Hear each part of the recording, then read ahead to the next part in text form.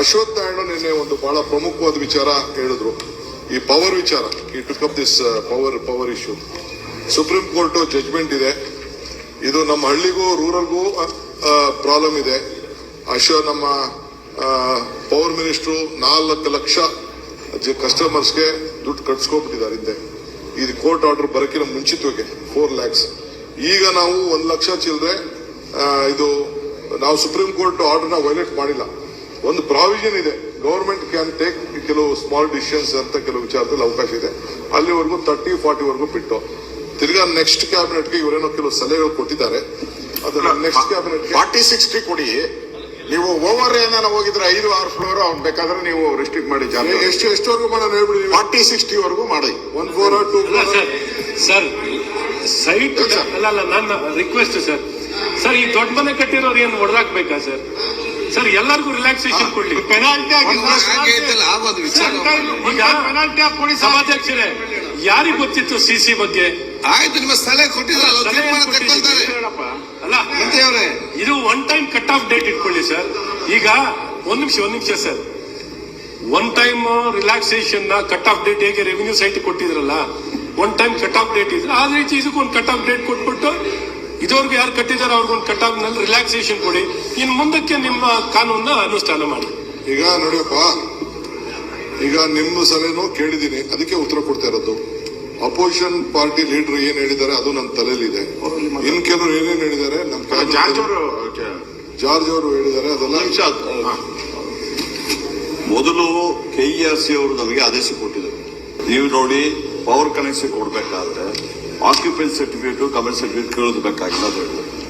ಅದ್ರ ಪ್ರಕಾರ ನಾವು ದುಡ್ಡು ಕಟ್ಟಿಸ್ಕೊಂಡಿದ್ವಿ. ನಂತರ ಸುಪ್ರೀಂ ಕೋರ್ಟ್ ಅವರು ಒಂದು ಆದೇಶ ಕೊಟ್ಟರು. ಏನಂದ್ರೆ ಯಾವುದೇ ಎಲೆಕ್ಟ್ರಿಸಿಟಿ ಕನೆಕ್ಷನ್ ಕೊಡ್ಬೇಕಾದ್ರೆ ಆಕ್ಯುಪೆನ್ಸಿ ಸರ್ಟಿಫಿಕೇಟ್ ಮತ್ತೆ ಕಮೆಂಟ್ ಸರ್ಟಿಫಿಕೇಟ್ ಯಾವ್ದು ಇಲ್ಲದಿದ್ರೆ ಕೊಡಬೇಡಿ ಅಂತ ಹೇಳಿ. ಅದ್ರ ಪ್ರಕಾರ ನಮ್ಮ KERC ಅವರು ನಮಗೆ ಆದೇಶ ಕೊಟ್ಟರು. ಅದು ಸುಪ್ರೀಂ ಕೋರ್ಟ್ ಆರ್ಡರ್ನ ಇಂಪ್ಲಿಮೆಂಟ್ ಮಾಡಿದ್ರು. ಅದಾದ್ಮೇಲೆ ನಮ್ಮ DCM ಅವರು, ಬ್ಯಾಂಗ್ಳೂರ್ ಡೆವಲಪ್ಮೆಂಟ್ ಮಿನಿಸ್ಟರ್, ನನಗೂ ಅದು ಸಂಬಂಧ ಬರೋದಿಲ್ಲ. ನಾವು ಆಕ್ಯುಪೆನ್ಸಿ ಸರ್ಟಿಫಿಕೇಟ್ ಬೇಡ ಅಂತ ಇಟ್ಟುಬಿಟ್ಟು ನಾವು ಕನೆಕ್ಷನ್ ಕೊಡ್ತೀವಿ. ಅವರು ಒಂದು 30-40ಗೆ ಈಗಾಗಲೇ ನಾವು ಬಿಲ್ಲು ತಂದುಬಿಟ್ಟು ಎಲ್ಲ ಮಾಡಿದ್ದೀವಿ. ಅದು 40-30 ಅವರಿಗೆ ತುಂಬಾ ಅನುಕೂಲ ಆಗಿದೆ. ಈಗ ಅದಕ್ಕೆ ಪ್ಲಾನ್ ಸ್ಯಾಂಕ್ಷನ್ ಬೇಕಾಗಿಲ್ಲ ಅಂತ ಮಾಡಿದ್ದೀವಿ.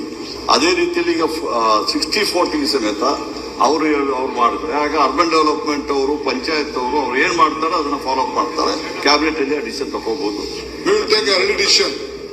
ಈ ವಿಚಾರದಲ್ಲಿ ಅಟ್ಲೀಸ್ಟ್ 40-60 ವರೆಗೂ ಆದ್ರೂ ಒಳ್ಳೇದಾಗುತ್ತೆ. ಜಾಸ್ತಿ ಇರೋರಿಗೆ 1 time ಪೆನಾಲ್ಟಿ ಹಾಕಿ ಸರ್. ಜಾಸ್ತಿ ಇರೋರಿಗೆ 1 time ಪೆನಾಲ್ಟಿ ಹಾಕಿ. ಮತ್ತೆ ಸಲಹೆ ತಗೊಳ್ತಾರೆ. ನೋಡಪ್ಪ, 2 ವಿಚಾರ ಇದೆ. GD ದೇವ್ರಿ ನೀವು ಈಗ ಅಶ್ವಥ್ ಒಂದು ಏನಂತ ಅಂದ್ರೆ 30-40 ಅವರು 6 floor 7 floor ಹೋಗಿದ್ದಾರೆ. 60-40 ಅವರು 8 floor 9 floor ಹೋಗಿದ್ದಾರೆ. ಬಿಲ್ಡಿಂಗ್ ಹಿಂಗ್ ಆಗ್ತಾ ಇದೆ. ಆ ತರ ಈ ತರ ಎಲ್ಲ ಆಗ್ತಾ ಇದೆ. ಸೊ ಎಲ್ಲರೂ ಒಂದ್ ಕಡೆ ನಾವು 8 ಸತಿ ಮುಖ್ಯಮಂತ್ರಿಗಳು ಇದ್ರ ಬಗ್ಗೆ ಮೀಟಿಂಗ್ ಮಾಡಿದ್ರು. 8 ಸತಿ, 1 ಸತಿ 2 ಸತಿ ಅಲ್ಲ. ಕ್ಯಾಬಿನೆಟ್ ಅಲ್ಲೇ 4-5 ಸತಿ ಬಂತು ಈ ಸಬ್ಜೆಕ್ಟ್. ಔಟ್ ಆಫ್ ದಿ ಇದನ್ನು ಲೀಗಲ್ ಎಕ್ಸ್ಪರ್ಟ್ಸ್ ಕರೆಸಿ ಮಾಡಿದೀವಿ. Will take a call. Larger interest will take a call. Sir ಕಟ್ಬಿಟ್ಟಿರೋರು ಏನ್ ಮಾಡ್ತೀರಿ? ಮತ್ತೆ ನೋಡಿ, ಒನ್ ಟೈಮ್ ಪೆನಾಲ್ಟಿ ಹಾಕಿ ಸರ್. 1 time ಮಾಡ್ಬಿಟ್ಬಿಡಿ.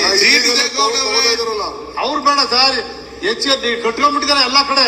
ಆಯ್ತು, ಕಟ್ಟಿದ್ರು ಪರ್ಮಿಷನ್ ಕಟ್ಟಿಂತ ಮಾಡ್ಬೇಕು. ಈಗ ಕಟ್ಬಿಟ್ಟು ಕೊಡುದ ಪರ್ಮಿಷನ್ ಕಟ್ಟಿಕೊಂಡು ರೂರಲ್ ಅಲ್ಲಿ ಹಳ್ಳಿಗಳ ಗ್ರಾಮ ಠಾಣ ಇಲ್ಲ, ಸರ್ವೆ ನಂಬರ್ ಕಟ್ಟವ್ರೆ ಸರ್.